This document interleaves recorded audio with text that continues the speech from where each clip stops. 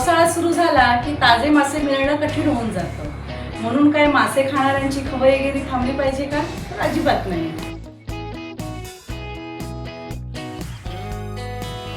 आणि म्हणूनच की काय, पूर्वीपासून लोक या पावसाळी दिवसांचा विचार करून सुक्या माशांचा साठा अगोदरच करून ठेवतात. त्या सुक्या माशातील सुक्या बोंबलाची झणझणीत चटणी म्हणजे साध्या भाकरी भातालाही मेजवानीची चव देणार.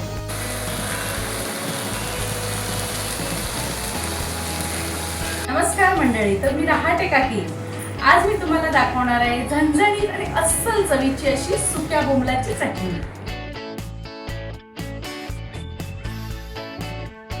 चला तर मग वेळ न दवडता बघूया सुक्या बोंबलाची चटणी कशी करायची. तर या बोंबलाच्या चटणीसाठी आपल्याला लागतात आहे सुके बोंबील. सुके बोंबील आपण बाजारातून विकत आणून त्याचे डोकं आणि शेपटी काढून त्याचे हे असे छोटे छोटे तुकडे करून जर आपण हवाबंद डब्यात भरून ठेवले तर ते खूप दिवस छान राहतात. हे आहेत बोंबील.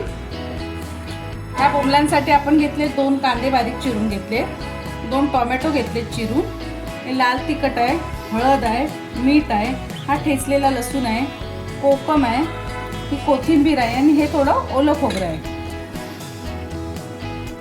प्रथम आपण हे बोंबील आहे ते आपण पाण्यात थोडा वेळ भिजत घालणार आहोत. हे मी थोडं गरम पाणी घेतलंय का तर ते पटकन भिजण्यासाठी. तेल घालणार आहोत. हा 4 ते 5 पाकळ्या आपण हा लसूण घेऊन ठेचला येतो, तर हा आपण ठेचलेला लसूण घालूया. कांदा,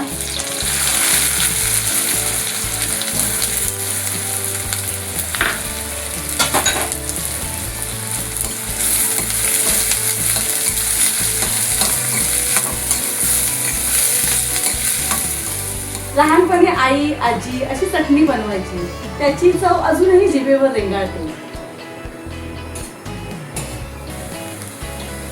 कांदा साधारण मऊ झाला, आता त्यात आपण हे टोमॅटो घालूया.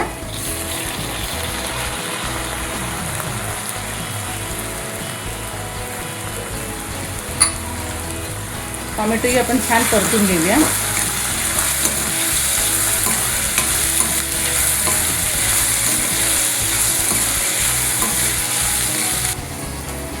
आपला टोमॅटो शिजतोय तोपर्यंत आपण हे गॅस बारीक करून हे बोंबील धुवून घेऊया. हे आता भिजत घातलेले छान भिजले आहेत, त्याला 2-3 पाण्याने आपण स्वच्छ धुवून घेऊया.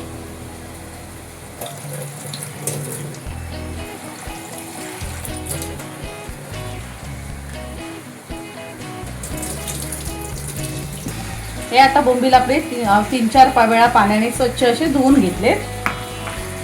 आता कांदा आणि टोमॅटो ही शिजलाय. आता त्यात आपण घालूया ही हळद, अर्धा चमचा हळद घालूया आणि हे लाल तिखट 2 चमचे घेतलंय. कुठल्याही माशाला तिखट आणि आंबट जर चांगलं असेल तर ते खूप छान लागतं.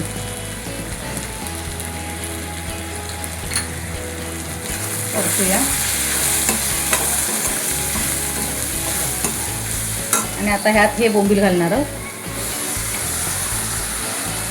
बोंबील पण आपण छान परतून घेऊया.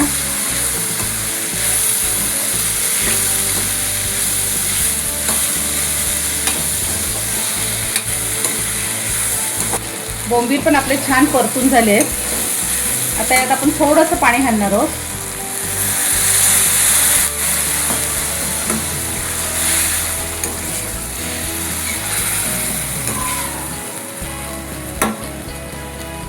आणि त्याला 2 मिनिटं झाकण ठेवूया आणि शिजू देऊया.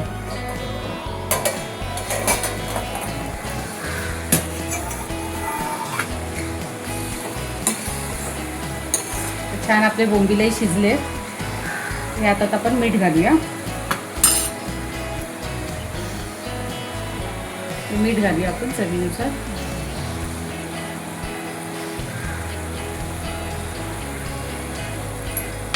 आणि ह्यात कोकम घालणार आहोत.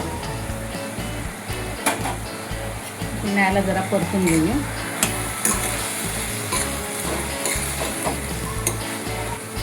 आता ह्यात आपण ओलं खोबरं घालणार आहोत. ओल्या खोबऱ्यामुळे त्या चटणीला खूप छान चव येते.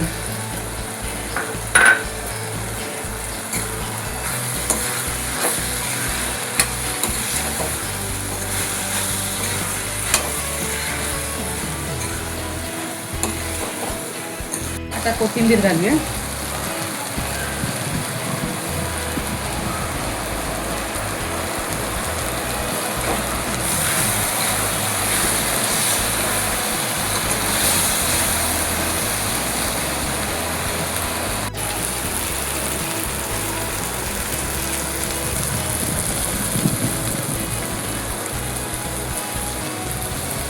खरंच मासेप्रेमी असाल तर असं सुंदर बाहेर पाऊस पडत असताना ही सुक्या बोंबलाची चटणी नक्की करून बघा.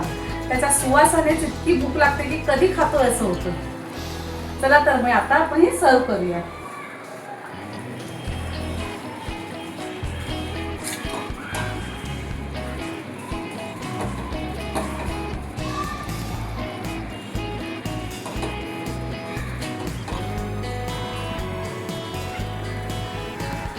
ताजे मासे मिळाले नाही म्हणून काय झालं, अशी ही सुक्या बोंबलाची चटणी करून बघा. भाकरी सोबत हिचीच आठवण काढा.